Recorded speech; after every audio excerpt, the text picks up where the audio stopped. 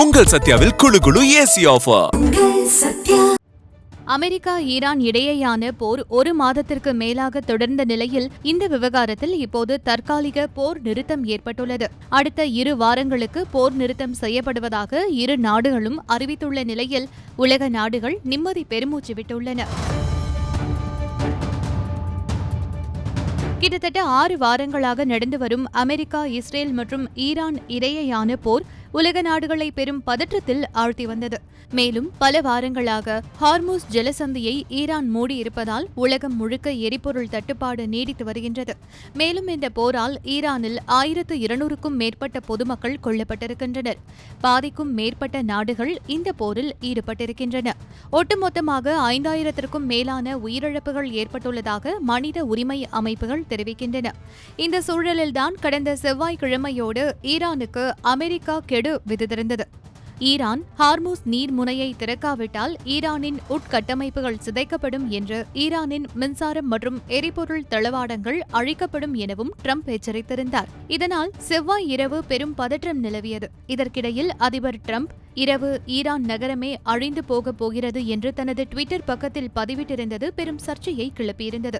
இதனால் அதிபர் ட்ரம்புக்கு எதிராக பல நாடுகளை சேர்ந்த தலைவர்களும் உலக அரசியல் பார்வையாளர்களும் கடுமையான விமர்சனத்தை முன்வைத்திருந்தனர்.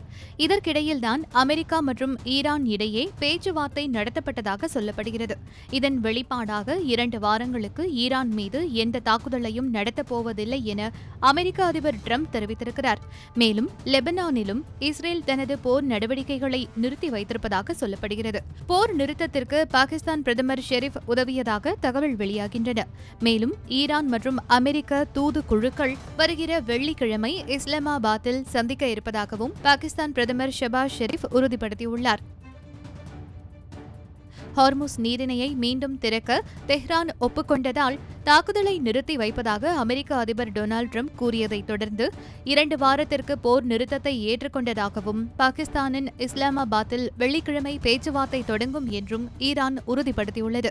மேலும் அமெரிக்கா தனது 15 அம்ச முன்மொழிவின் அடிப்படையிலும் தாங்கள் முன்வைத்த 10 அம்ச கோரிக்கைகள் அடிப்படையிலும் பேச்சுவார்த்தை நடத்த ஒப்புக்கொண்டதன் அடிப்படையில் 2 வார கால போர் நிறுத்தத்திற்கு ஒப்புக்கொண்டதாக ஈரான் தெரிவித்துள்ளது. ஈரானிய காவல் படைகள் 2 வாரங்களுக்கு போர் நிறுத்தத்தை அறிவித்துள்ளதால் எரிபொருள் பயணம் ஹார்மூஸ் நீரிணை வழியாக பாதுகாப்பாக நடக்கும் என எதிர்பார்க்கலாம். ஆனால் பல நாடுகளில் எண்ணெய் விலை ஏற்கனவே கடுமையாக உயர்ந்துள்ளது. இது உலக பொருளாதார வீழ்ச்சி குறித்த மற்றும் எரிபொருள் தட்டுப்பாடு குறித்த அச்சத்தையும் ஏற்படுத்தியுள்ளது. ஜலசந்தி மீண்டும் திறக்கப்பட்ட பிறகும் கூட எரிபொருள் விலைகள் பல மாதங்களுக்கு தொடர்ந்து உயரக்கூடும் என்று அமெரிக்க எரிசக்தி தகவல் நிர்வாகம் எச்சரித்துள்ளது. ஆனால் 2 வார போர் நிறுத்த ஒப்பந்தம் என்பது உண்மையில் எந்த அளவுக்கு தாக்கத்தை ஏற்படுத்தும் என்பதை பொறுத்திருந்து பார்க்கலாம்.